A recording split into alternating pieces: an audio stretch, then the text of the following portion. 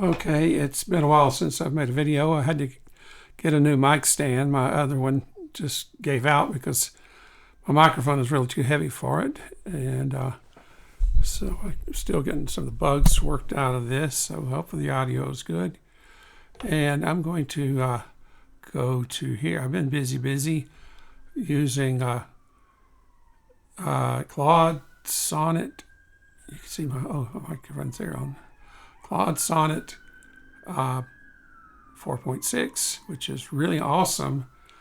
This, if you've used chatbots in the past, you might be blown away if you haven't used them lately, because they've just made huge advances, and that they could have agents that could go, like, you tell it to do something, it could go run a program, like create a Python program and then run it and then produce the answer. And that makes a huge difference. So I've applied it to making music. So I taught it how to make music, and I've uploaded some videos on that. But here I'm talking about how I made it where, here's my improv. Let me play a little bit of this. Oops, let me turn this off here. Mute.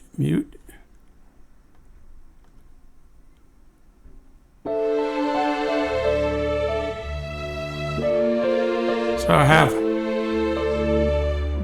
a string part and a Fender Rhodes.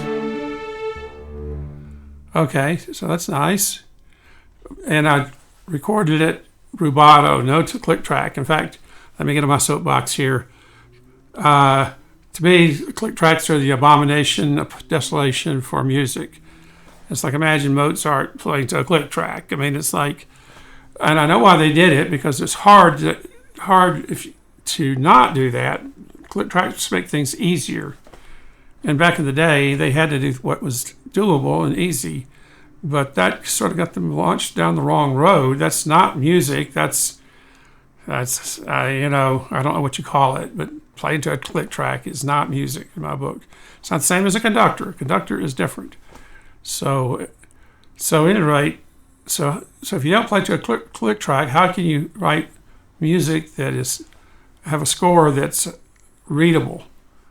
Well, that's what I try to answer here, and so that's what I'm demonstrate it. And I call this thing Soar and Score. Soar, you're soaring because you're playing free.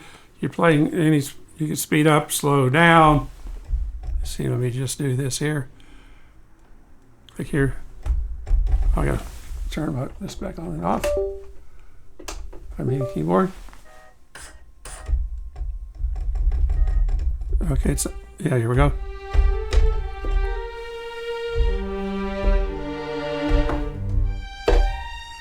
I hold as long as I want. I don't worry about it. There's no click track. Play. So just play. That's soaring. Okay, and I can record that. Now I want to look at the music. Let me go look at the music here. So I click here on sounds, and I go over to score, and it doesn't really matter. The score just doesn't look very good because it wasn't recorded to a click track, so it's not a usable score, human readable score. So it's accurate, but it's not. So it's accurate from the sense of what I played, but it's not properly formatted for human readability. Where if I go to the piano roll, that shows exactly what I played, and you could actually see the go up here. You could see the loudness of it too down here. That's how loud that note was. I can make it a little louder, a little less louder here, and I can move it here. I can move those notes. So now let me go back here. Let me turn these back on, unmute these, and play this. Now these are, I call these voice navigators. This voice up here is female voice, sort of female. It doesn't really sound female to me, but it's counting off, saying bar 1, bar 2, bar 3. It's counting off the bars, not these bars here, but the bars that my that Sonnet created. And I could try to update these by having it Sonic produce a new MIDI file, but I haven't. There's no reason to do that. I don't need to do that, but I could. So, and then this other, the male voice, and I got them two separately so I can change the volumes and put one on the left speaker and the other on the right speaker, is saying the chords, which unfortunately there's a bug. It doesn't quite tell the right chords. And I haven't fixed that bug, but it's a known bug. And I might mention here, I'm not trying to produce a product. I'm not a product developer. I'm trying to produce something I can just use for myself, but I am sharing it with others if they want to take it and run with it. In fact, I can hope they do, because it's just way too big a project for one person to do. I feel a bit overwhelmed doing all this. So I share what I'm doing. I'm doing it just for me. I get it good enough just so it can do what I need it to do. And I'm doing it as a composer, not as a producer or a copyist or whatever, but just as a composer. I want to be able to see, when I play something, I want to see it in notation form. So let me play it here and then show what it produced for this improv. I call it Late Night Rhodes Improv. It was Late Night Piano Improv, and I called it, and I added more to it in the early morning, so now I'm calling it Late Night / Early Morning Improv for Fender Rhodes piano, but it has an orchestra part too to kind of thicken it up. So, and I'm not a very good keyboard player, so it's got errors and things like that, but I'm not worried about that right now. I'm just trying to capture the idea of this music. So let me play. Part 1, E minor 7 flat 5. Part 2, A minor. Part 3. So that way I can follow on. Part 4. Bar 4. D7, F sharp minor. Part 5. D minor. Part 6, D over A. Part 7. So you can hear the chords are wrong. Part 8. A minor 7, G minor minor over reason. F major 9. Part 10. G sus 2, D minor. Part 11. D sus 4. Here's the note. Part 12. D sus 2 over A. Part 13. D. Part 14. D9, D minor 7 over A. Okay, let me go to here and stop the music. G minor 17. Now, that might think, well, that's pretty cool. So now I'm going to next go look under the hood and see what it took to do this. This is really hard to do, and it'd be impossible to do if I didn't have Sonnet 4.6 helping me do it.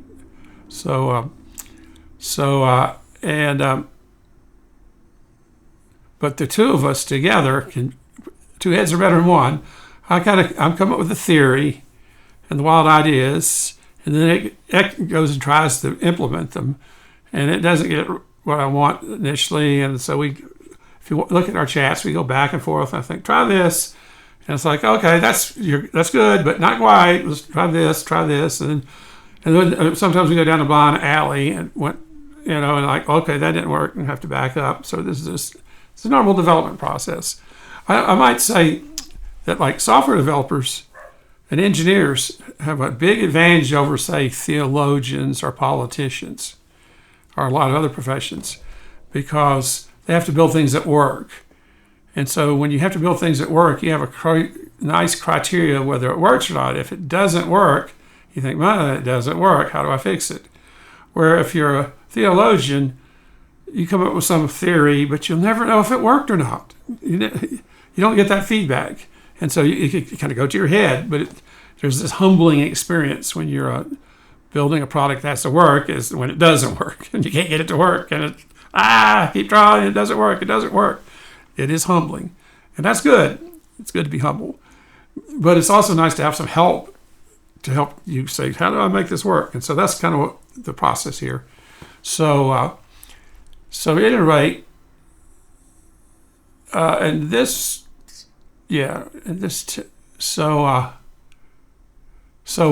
what did the software do for me? It's not doing what I wanted to do here. See, that's the other thing. It does things that it works for a while, and then it breaks. I had to also put the little, let me see if I can find an older version of this that shows that. Okay, here's these. Things work and then they stop working again. I had these little bars like this. Oh, I wish that was working. be great to show in this video, but I don't know where to go find one that does. I've closed most of these. Let me see if I can find this, because this is really cool. So I want to go to here, up to here.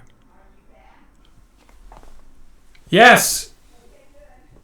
That was my wife getting back from church. Where,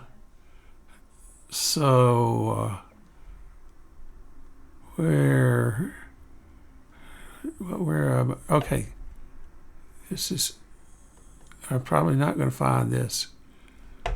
All right, I'm not going to be able to find that, but that'll take another video. That's something I need to fix because that was really important. But anyway, you can see, let's see, here's, I can show you what I told it to do. Yeah, here it is.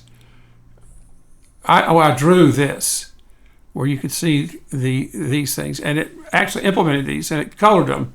Like, that's the other thing, it separated the piano track into a right hand and left hand, and then it colored one color blue, and the other hand, I think, green, left hand. So it was, oh yeah, there. Here's what I drew, and here's what it did. So I did find it. Yay, I found it.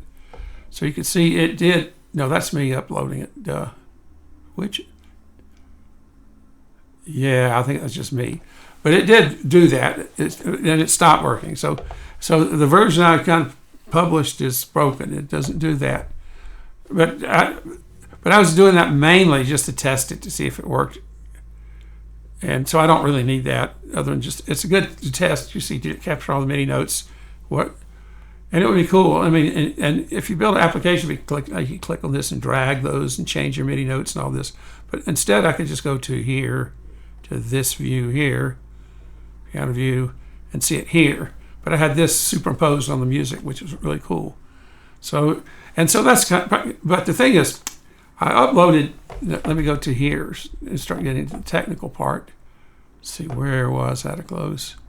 It's, I have these documents here. Let me go to here. It's not a great video. None of my videos are ever very good because I'm always fumbling around trying to get it to work. My music improvs. So here, and I'll put a link to this. It's my music improv. So that one's somewhere around here. I think it's, I haven't uploaded the new version yet, but it's somewhere here. But this area here is links to my Claude skills. So I converted it into a skill that you could download.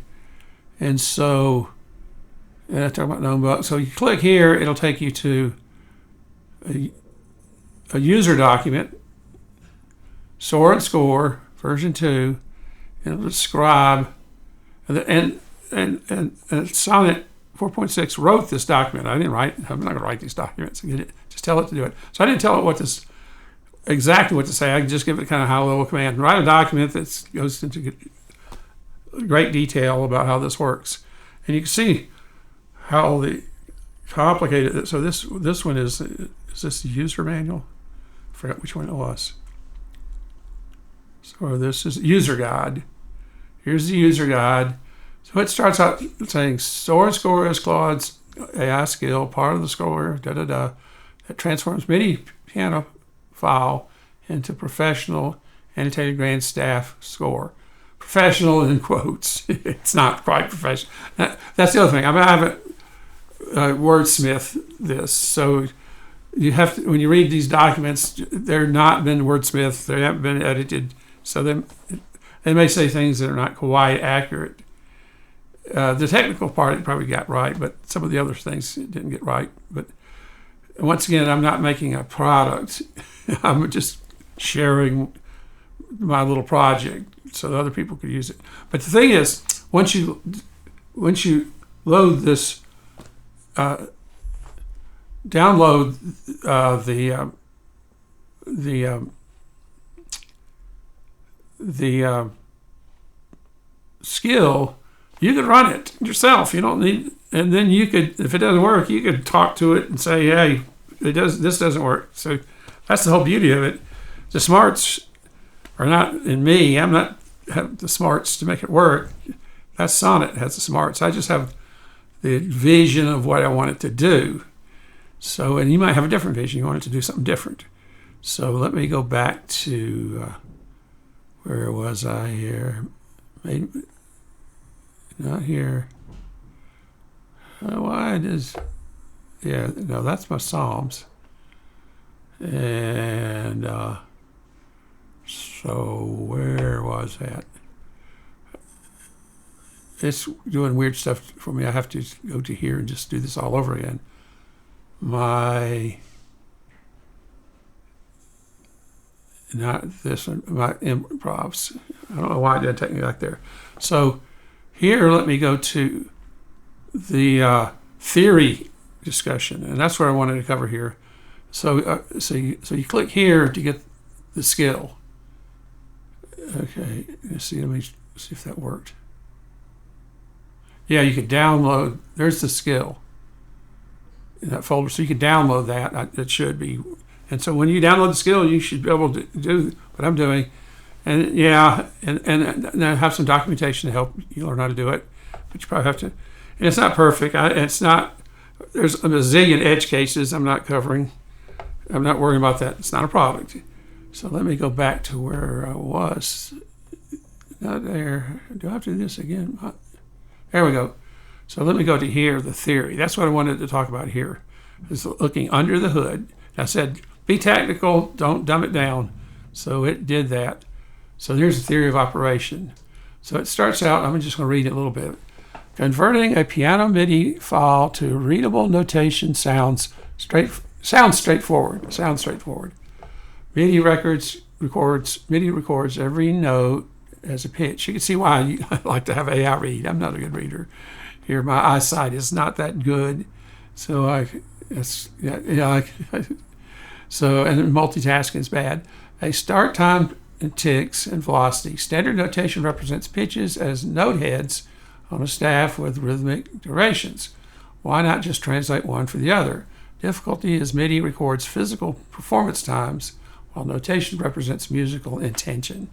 So one's what you actually play, and one is kind of how you represent that more abstractly and more human readable. These are not the same thing. A pianist playing at 110 beats per minute does not strike every quarter note exactly the tick corresponding to 54.5 milliseconds. The actual onsets scatter across a window plus or minus these milliseconds. And it didn't just make up those numbers. I had to do a histogram of my playing. So I don't know where I got that number. It might have looked it up, but it might have just used that histogram I did, depending on the musical context. So you're going to get a lot of, and that's just playing with a click track. If you don't have a click track and have rubato, it's going to be even worse. So here's the key. The goal is not to produce a mechanical transcription of what was played tick by tick. The goal is to produce a score that a competent pianist could read back and produce a musically equivalent performance. So the first thing I had is beat discovery. And this was really hard, and it took us a while to figure out how to do this. But it says, why not use MIDI tempo track? I'm not going to read this. You could read. I'll post these links. Well, the links are already there. I'll post a link to my the thing that has all the links. Kernel density. So we ended up with this kernel density estimation, which is a histogram, and a histogram. And I had it plotted those out, and I didn't need those plots, but I just had it plotted out just to debug it. So you could see the histograms. So it was like, how long do I normally hold a note? You know, there could be half notes and quarter notes and 16th notes and whatever. So it created bends and said, here's the histogram. And the idea is that it kind of finds the beat by looking at the average length of note, because most of the notes are going to be kind of quarter notes. Now, you could tell it. See, the thing about using a chat bot, it's not like a software program. You could say, oh, this is mostly 16th notes, so account for that. So you could tell it when you loaded it. It says, when you do the histogram, just bear in mind this is mostly 16th notes. And so it's okay, it's smart enough to do that. So here's the kernel density estimation, KDE, and then peak detection and QMS. I don't know what QMS stands for. It'll tell you quarter note period. So it's looking at not just the length of note, but the distance between notes. So when you play one note and the next one, and then it figures out next nearest neighbors, and bar one anchor, it figures all this out up, and then it builds a graph. And if you're a mathematician or a computer scientist, you know what a graph is. I'm talking about, computer science kind of graph. So it takes the MIDI piano roll format and then creates a graph where each note in the graph is a note. But there's also, in the music, there's not just notes, there's rest. There's no rest in the MIDI in the piano track. It's just there's no hole in the piano roll. There's holes in paper. But when you print notation, if there's rest, you have to put a rest symbol on it. So this adds the rest to the graph. So if you have a quarter note rest, and a quarter note, the next nearest neighbor isn't that next quarter note. The next nearest neighbor is that quarter note rest, and the next nearest neighbor to that is the quarter note. So it's building this graph. And if you play one note and then a four-note chord after that, that one note would have four next nearest neighbors. And then they're not precisely at the same time, so it has to figure out are these played at the same time, or like sometimes when you play one note on the keyboard and the next note, there's a little bit of overlap. So that's not playing the notes at the same time. That's just a little overlap. So it has to figure out, is this a little bit of overlap, or is these notes intended to be playing at the same time? And if there's a space, there's two kinds of silences. One is like a staccato quarter note. There's a little space between the two quarter notes if they're both staccato. And that's not going to be on the music. It's just either the musician just knows to do that, or you put a symbol like a dot over it to say it's a staccato note. So I call that implied rest versus explicit rest. I think that's what I call it. So explicit rest is you have 4-bar rest, or a quarter note rest, or half note rest. And implied is there. So to do this transcription, the Claude has to know all this stuff. So that's what it captures all that in the graph, the next nearest neighbors, and adds the rest and all this, and it has nodes and edges. And then that's just native. Like computers love graphs, and so it could go to town on that graph and do all these graphy kind of stuff that it already knows how to do. So it's working in its native format. So then that's where it does the magic. And so here's kind of the magic. I'm not going to go through it all. Note on and off problem. And by the way, it also had to train it how to deal with different instruments, like the piano. It has some things about left hand, assigning left hand and right hand. Like I go play way up on the two hands here, really high. So it had to do a lot of, the left hand is not playing the bass notes, it's playing high notes, but lower than the right hand. So it had to handle all that and how to do that notation. And the voice, I had to, when it first did voice, it did hi, hi, hi. And I thought, no, you want to go hi. You want to kind of ease into it. You may even change the pitch. Go hi. Particularly if it's a big jump. Da, da, and so da, da. And so what you just naturally know as a singer, Claude, you have to tell it the rules. But you can do that. You just tell it here. You don't have to program it. You don't have to be a Python programmer or C++ programmer. You just tell it, hey, when you make those notes, kind of ease into it, kind of scoop into it a little bit. If it does too much, it's like, it's a little too much. So that's the whole thing. The reason I'm telling you this is anybody could do this. If I could do it, I'm kind of a computer klutz. I kind of work here in this theoretical level. And this is way down into too much weeds for me. So here I'm just scrolling through here. This is all under the hood. Here's the navigator vocal, which, like I say, it needs a fixing. It's on the chords. Time stretching. So GPR analysis flags. Gestalt principles of rhythm. I don't even know what that is. I just told it generative theory of tonal music. So it went and found this. I didn't tell it, go look at the Gestalt principles of rhythm. I probably just said, go make this work. It went out and found this on the net and decided, oh, this is what we want to do. So I'm not even, I think that's for the splitting the left and right hand, I think. You could look here. Rhythm split. Or no, maybe that's for finding sections. I wanted to find sections too. I could play fast and play slow, or play, if things change it, I want it to automatically put the flags in there. Like section letters, section A, B, C, D. So that's okie doke. So dinner's ready, or it's time for me to make dinner. So at any rate, there's a lot happening under the hood here, but it seems like magic. But you can look at the document and say, well, this is how the magic works. So at any rate, I get in the video here. Let me go back, and now that I've seen what's under the hood, let me go back here and play this. And you can appreciate it more. It's like, oh, that looked kind of easy. And it's like, no, it wasn't easy. I'm going to turn off. See, that's the advantage of these things. You could load these separately, and you could put them here, but I wanted this to be a little bit before the beat, and I'm going to turn this off. I could just turn it off here. Boom. So no, the chords are wrong anyway. Let me go back to here to get the mixer.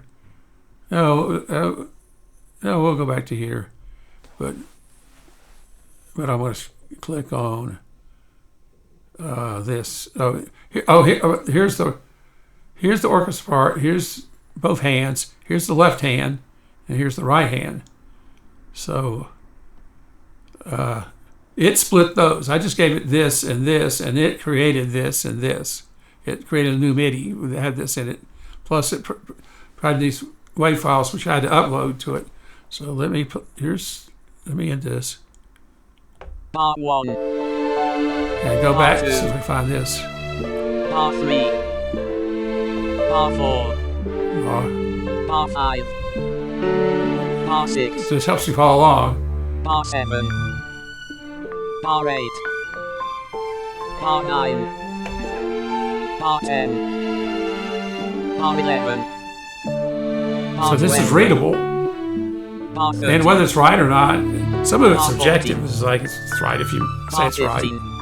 And so you had to put these Part little 16. octave eighths in there. It had Part to 17. tell it to do that. Part Before we had a 18. lot of ledger lines. So Part it's having 19. to... And it uses Part 20.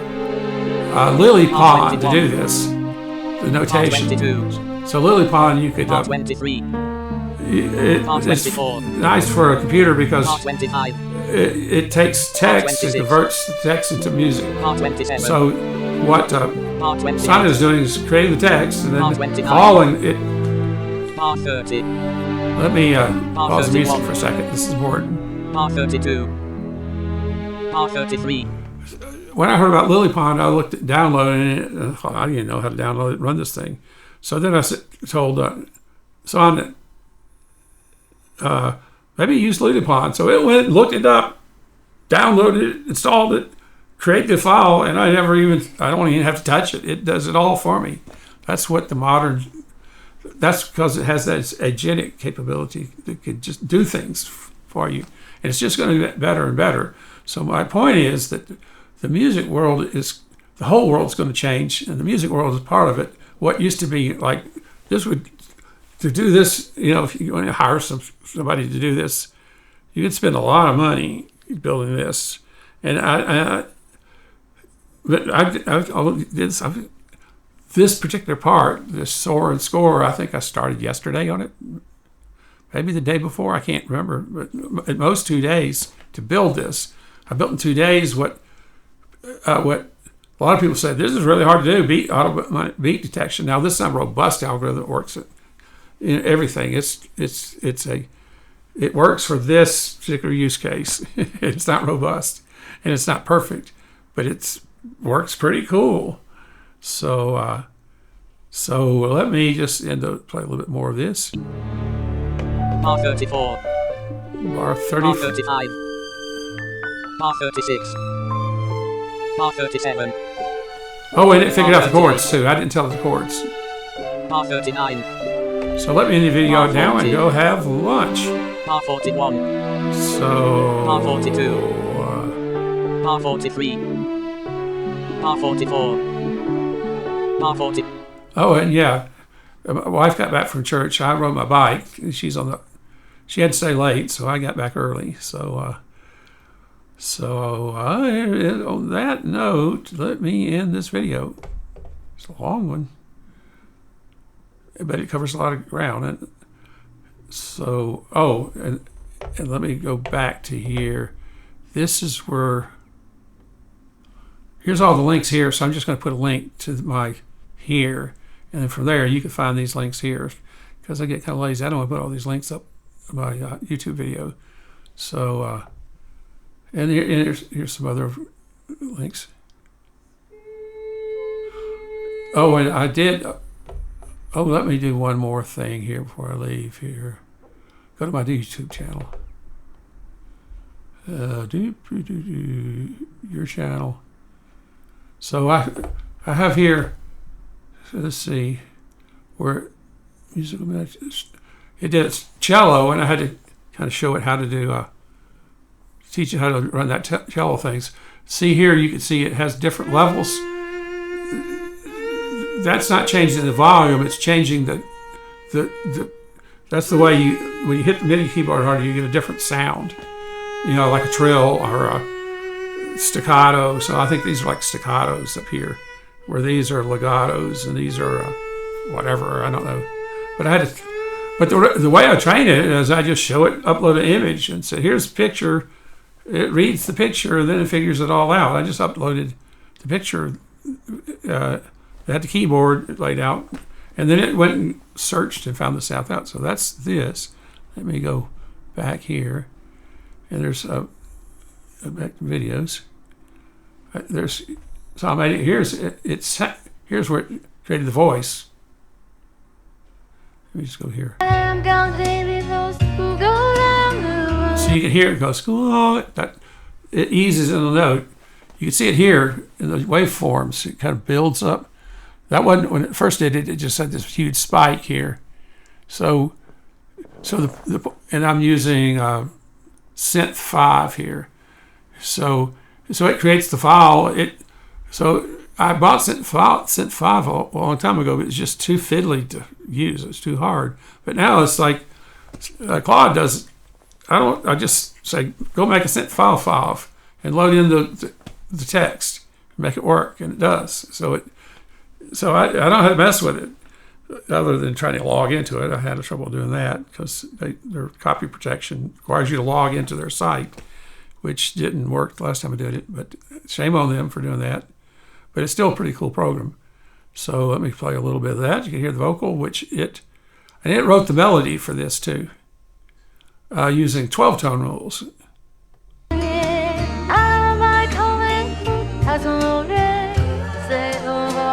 And it's kind of hard to understand the words, but when you actually can follow along with the printed words, suddenly you can understand the words. It's kind of funny how that works. So at any rate, let me end the video. It's lunchtime. Stop recording.